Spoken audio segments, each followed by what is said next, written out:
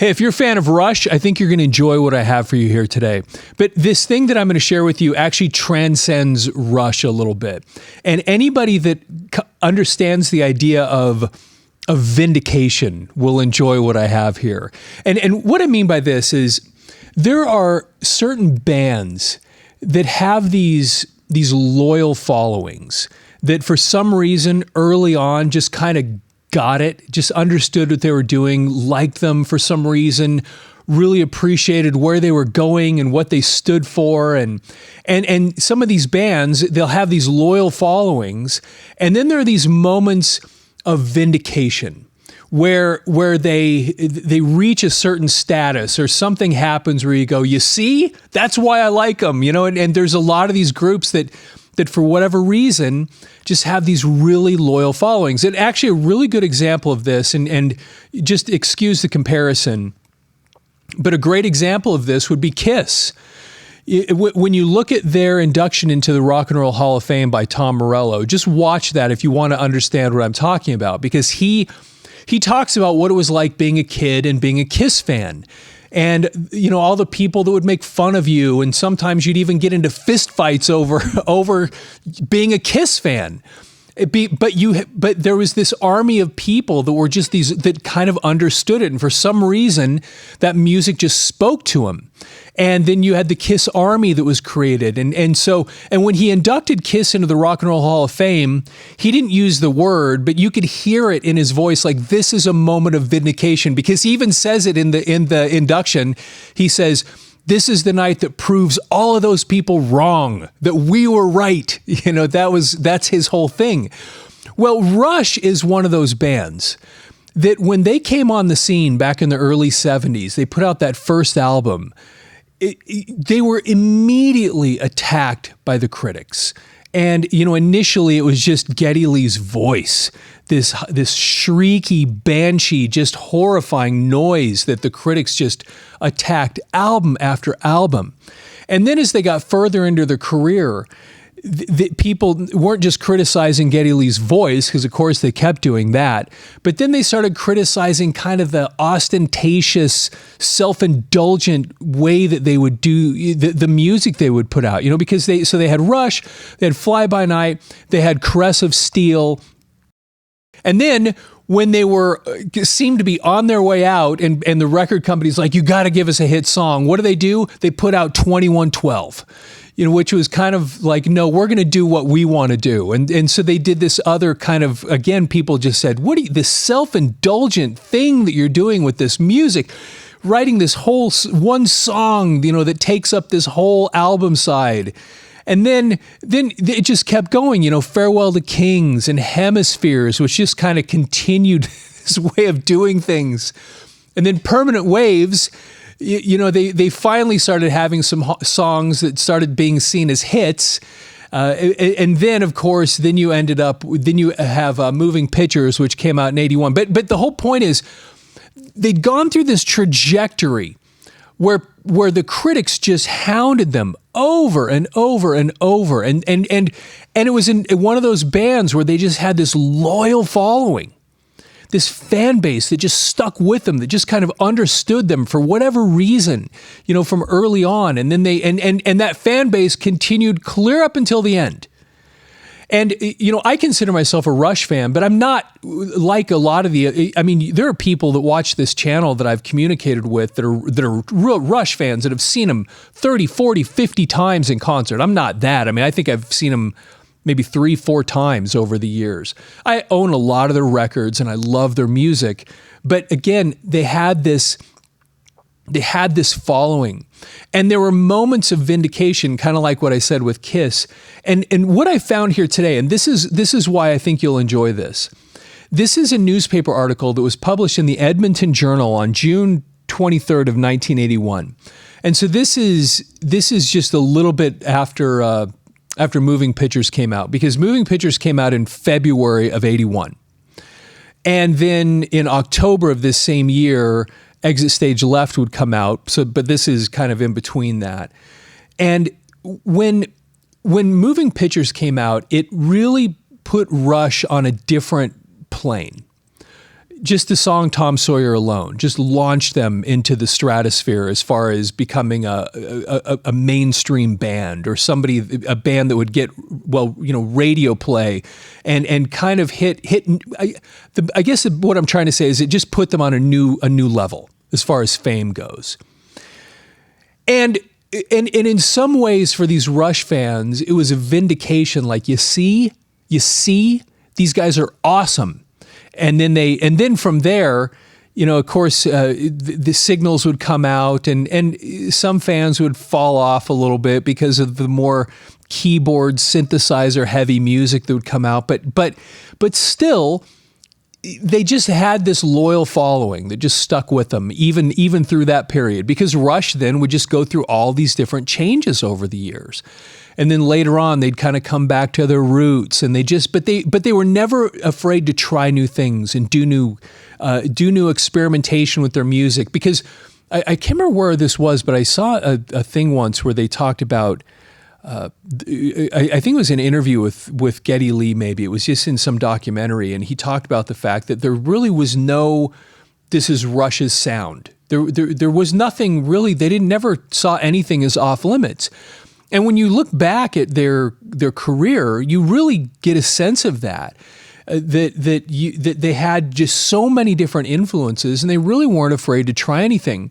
Well, what I have for you, and I think you're going to enjoy this. It's a newspaper article, and it's not very long, but it delves into this idea of the vindication of. They've arrived somewhere as far as their fame is concerned, and for fans, people that had stuck with them all these years through all these different albums, where they were really like, okay, everybody, you see, this is, and again, it's a little bit like that Tom Morello thing where it proved everybody, from his perspective, it proved everybody wrong. And for a lot of Rush fans, by the time that came out, they're like, these guys are great. And now do you finally get it? Okay, so I'm going to share this with you. The title of this article is Rush, the Music Trip Keeps Getting Better. Okay. And this is June 23rd, 1981, the Edmonton Journal. Even 2 years ago, it would have been preposterous for Geddy Lee to have mentioned Pink Floyd in the same breath as his band Rush. But after years of ridicule in the rock press, Rush might just end up with the same respect and popularity as the legendary English band. And it is pretty fascinating now to look back and see that in the end, I don't know. Can you really argue with the fact that in the end, Rush ended up getting the same level of respect that Pink Floyd did?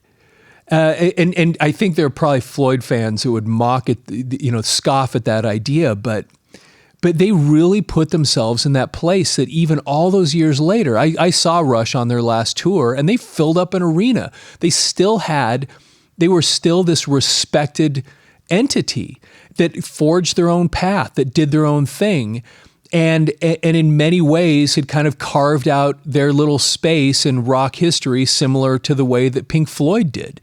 So anyway, it'd be interesting to get your feedback on that here, because this person's putting this in this article, and I have a hard time arguing with that. And this is 1981.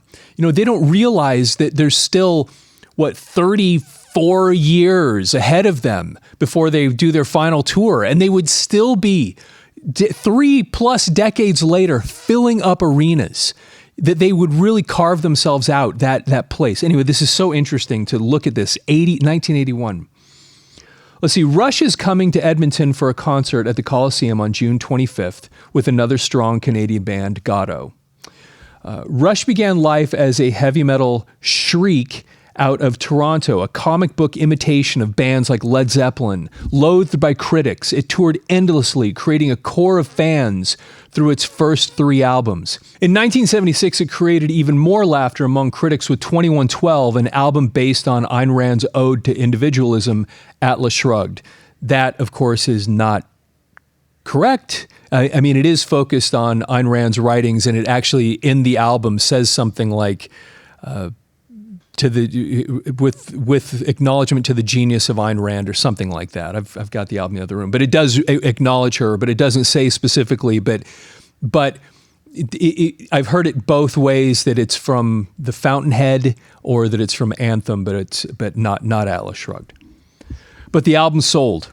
Rush ignored the criticisms, kept up its endless touring, and kept winning fans. 4 long years later, the trio had its first million-seller album, Permanent Waves. And that's the one I said a minute ago, that it actually had a couple of kind of hits off of that album. Now, Rush has made the album that has warmed the hearts of the coldest critics. On Moving Pictures, vocalist Geddy Lee stopped shrieking.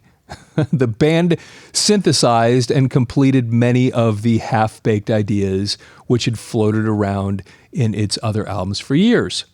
Quote, Pink Floyd is one band we hold in high regard, says Lee by phone from Toronto. It kept its integrity, made great music, has constantly changed and constantly grown. And that is an interesting thing, because if you go back, because when Rush showed up, it was basically the year after Dark Side of the Moon. But of course, Dark Side of the Moon was not, Pink Floyd had been around for a while before Dark Side of the Moon came out. And if you go back and listen to that earlier stuff, the stuff that had Syd Barrett in it, I remember I found a nice pair, which is some of the older Pink Floyd stuff once, and I bought it on a record because I liked Pink Floyd, but I didn't know much about them at the time when I bought it. This is long, long ago. And I remember bringing that thing home and putting it on going, what is this? And because they changed, they modified, they grew, they matured. And by the time that Dark Side of the Moon came out, they'd really been honing their craft. And then through the rest of the 70s, they had Wish You Were Here and Animals and then The Wall, and they just continually grew and progressed and matured, and they kind of weren't afraid to just try things. And so in a similar way here, it kept, like he said, it kept its integrity, made great music, has constantly changed and constantly grown. And again, this is in 1981 when this is being written, so you have to keep that in perspective.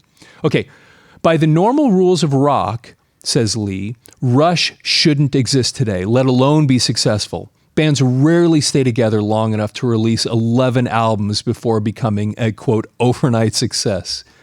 Quote, we've never considered ourselves as a rock band, never thought of having to make it inside a few years, have 2 or 3 hit records and then break up, says Lee. We're musicians. We like to create and play together. That's always been our main priority. No matter what else ever happened, we made sure we were in good enough shape mentally and physically to do what we were here for. And when you, again, look back at that period after those first 3 albums that didn't do that well, when 2112 was put out, they were being pressured to put out a hit song. And even though they did have some songs on side 2 that were kind of hit type songs, they really kind of wanted to make a statement by dedicating an entire side of that album to just this one big, again, almost self-indulgent piece of music. And so they've always had that attitude of, we want to do this on our terms. We want to do it the way we want to do it. And this is part of the reason that these bands like this will get these dedicated followings, because it's a group that just has their integrity stays intact.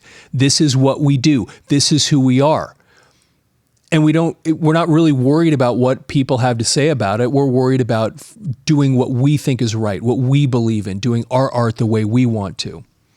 Okay, so on Moving Pictures, Rush has a jazz fusion instrumental, YYZ. Quote, we'd been listening to a lot of fusion, English musicians such as Bill Bruford, who've gone from rock to fusion. Fusion excited us. As musicians, we wanted to learn it, to grasp what it meant. And that is pretty interesting, because if you listen to YYZ, I mean, you get right into the middle of it, and that kind of modal solo section, especially that Alex goes into, it does have a real jazz feel to it. But you listen to the whole song, and that song, you could throw that next to Lead Boots by Jeff Beck, and put it back in that era. And it does have kind of that jazz fusion feel. Bruford, he was the original drummer for Yes. And you get into this period of his, the late 70s, and he did have a lot of that, just heavy jazz influenced music. But as he says here, fusion excited us, and you listen to YYZ, and you can hear that in that tune, which is pretty fascinating because it is just an awesome, awesome song too. I mean, the time signature, the way they do that whole thing at the beginning, and the way it is awesome. And again, they're just doing what they were interested in, what they loved, and that was an example of it. And it ended up becoming a real important part of their live act for a long time. Okay, so let's see here. Wanted to grasp what it meant. Rush will not become complacent, Lee says. The threat of complacency is real. So many bands we've loved have died because they got lazy or grew apart from each other or forgot they are musicians first, stars second. Being aware of the danger of complacency is the first step to not letting it happen. That's one of the reasons I loved reading this article was that comment right there. Because it applies for sure to art, to bands, to musicians. And how many times have you seen that? A band puts out their first album and it's just awesome. And the second album maybe is a little bit better or maybe a little bit worse, but it's as good as the first one maybe. But then they just start going boom and they just fall off. How many bands have had that thing where they get into that sophomore slump and they just fall off? Because most bands, that's what happens to them. There are the few, the ones that you're thinking of right now that didn't have that problem, that just kept getting bigger and bigger. They are the exception. Rush is the exception. And it's not just music. There are so many examples of this just in the world. I mean, just look at the world of business. There are so many businesses that once they become too big, they become fat and sloppy and complacent. And then what happens? Another company comes in and knocks them off of their pedestal because they just lose their way. They become complacent. They forget what put them there in the first place. And then they lose their position. And his point here, which is so important, it's that being aware of that, being aware of the danger of complacency is the first step to not letting it happen. I remember seeing an article once. Tony Iommi was talking about guitar playing. And I wish I could find this. It was in a Guitar Player magazine or a Circus or something, but he made this comment that stuck with me. And it was basically along the lines of, the day you become satisfied with your guitar playing is the day you need to start worrying. I'm paraphrasing. It was something along those lines. Like, you can't ever become complacent with your talent, with your skill. You have to always be working on it, because the day you become satisfied with how good you are, that's the day that it starts falling off. And that's encapsulated in this idea here again. Being aware of the danger of complacency is the first step to not letting it happen. And Rush is an example. They never stopped experimenting. Now, a lot of people kind of lost interest in them after this point in their career. Exit Stage Left comes out, and then it kind of marks this turning point where they move now into Signals and Grace Under Pressure, and things just kind of change and modify, and they become more synth heavy. But they were always growing and progressing and changing. And they were, as he says here, recognizing we cannot become complacent. We have to be able to continually grow and modify. Just even the fact that they were aware of what was happening with in England with all the jazz fusion stuff that was a kind of a big deal back around that time, and their interest in it, and allowing themselves to experiment with that stuff. It was again part of the reason that these guys had that dedicated following, because everybody knew whatever Rush was doing, it was authentic. They were trying to do their version of things. They were doing the things that they loved, the things that they believed in. Okay. Now this gets even more interesting here. Rush will have further peaks and valleys in popularity, Lee says. Quote, right now, our concerts are attracting both our hardcore fans and those who are coming out because we're supposed to be one of the bands to check out. I'm always wary of that kind of fan. Isn't that interesting? He was even at that point in his career looking at that going, yeah, I mean, we have this dedicated following, and then we have these other people that are kind of coming in to kind of see what's going on here. I'm a little bit wary of that. And that's the kind of thing you see with so many other groups. And it is that fickle world of music, the fickle fan base that kind of comes and goes, Fairweather fans. But Rush, again, was one of those groups that had that solid group of fans, that the fans that after all those years, when they finally ended it, 40 years into their career, 40-ish, there was this vindication of, they were always here. They were always good. They always stuck to their guns. They always, they were who they were. And 40 years later, they're filling arenas still. Okay. Of course, in the next 5 to 10 years, we're going to put out albums that won't be so popular. Albums are like exams. They measure where we are. Sometimes we're at transition points and we're not sure ourselves. Moving Pictures is a result of the end of a long learning period. We assimilated and put together a lot of ideas. Who knows? There may be more transition stages until we reach new levels. And isn't that true? Isn't that exactly what happened? And I'd really love right now to put down in the notes for you, what were those transition points? I mean, 2112 was a transition point for Rush, especially internally. And Moving Pictures was a transition point. But I'd really love for you as a fan, you as a follower of Rush, what were those transition points? And were you able to stick through them? Did you like the music? And because it's interesting because even people, and I'm sure people watching this will relate to this, even people that lost interest at the time that Signals came out, and they started having those changes, I think a lot of those people still were interested in seeing him in concert, even decades later, because they were still interested in and again, pardon the comparison, but Kiss, and because Kiss and Rush, they were friends, by the way, and Kiss took Rush on some of their early tours, so there are some interesting parallels there too. But even Kiss, when they were going through their big changes, when they took the makeup off and the styles were changing and what have you, there were times that a lot of fans were like, I'm not so interested in them, but I still like them and I still follow them and I still pay attention, even if it's from a distance. I'm still interested in them. And when they would come through on tour, even if I wasn't interested in what they were doing at that moment, I'm still a Kiss fan and I want to go see what they're up to. And I would like to go see them in concert. They have these interesting parallels. And by the way, also, if there are other bands like that you can think of, throw them down in the notes, because it's an interesting study when you think of these groups that had those dedicated groups of followers that just stuck with them all those years. Let's see. Lee is bubbling with future projects for Rush. Quote, we're all looking forward to getting off the road, not to rest, but to write.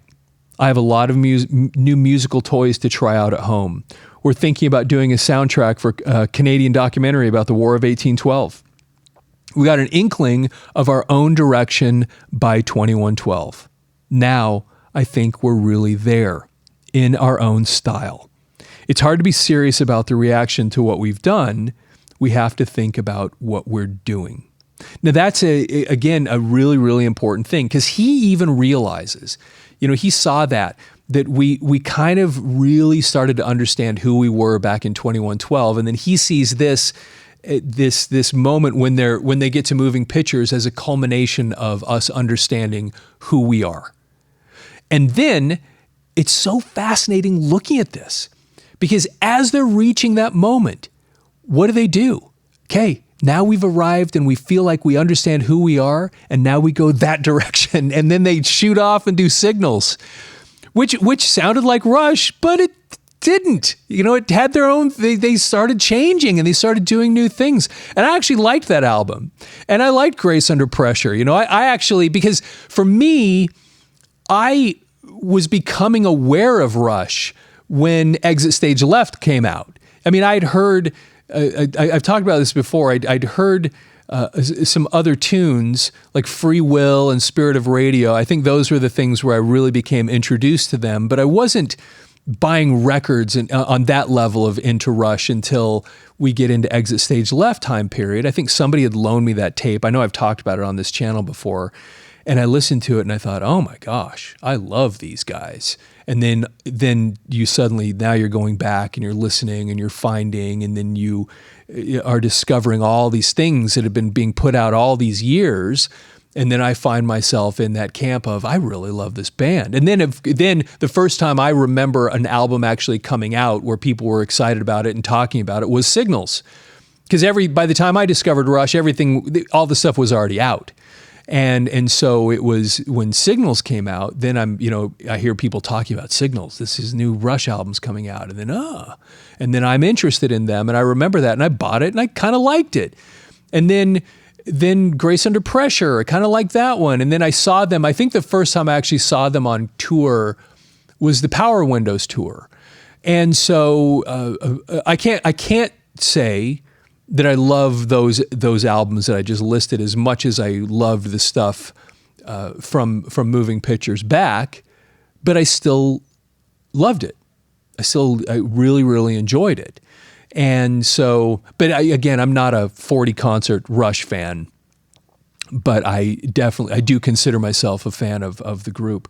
Anyway, that's the end of the article. And I thought you would enjoy that again for a couple reasons. Number one, it's just interesting listening to Geddy and some of these people talking about this at the time, the perspective of what was going on with that band and just in the world of music. But then beyond that, this whole idea of these moments of vindication, where you have a band that you follow, and then that moment where everybody else realizes, you know what, this is really, really good stuff.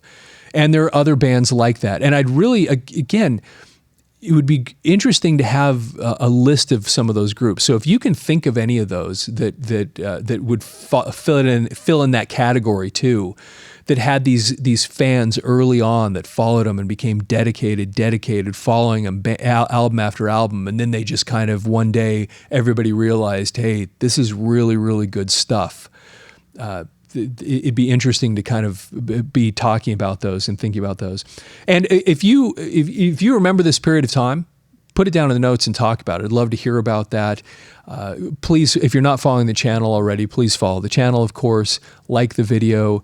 Always share your notes. We have one of the greatest comment sections, I think, of just about any channel out there, because the people really just tell stories in here. And we actually have a couple of different people we've brought in here because we're going to start expanding the channel. We've announced that we've got some different things that we're going to start doing. And we're actually going to start doing some focusing on some of these really great little stories that people put in the notes, because there are so many fun, crazy, interesting stories that people have put in the last few months. And we're gonna start doing some things to really call some people out and focus on some of this stuff, because they're so great. And some of the stories people put down in there, then other people read them and comment on them. And it's a great thing to be remembering and kind of breathing life into this stuff that really not just was so important, really is important. Holding on to these things and preserving them for the future. And that's kind of one of the goals of this channel is moving these things that happened in the past and holding on to them. I often say moving the past into the awesome. And that's the title Audio Mover, really what that's about. And so really help us do that and put your stories and things down in the notes. Anyway, appreciate the time that you spent with me here today. And with that, have yourself a fantastic day.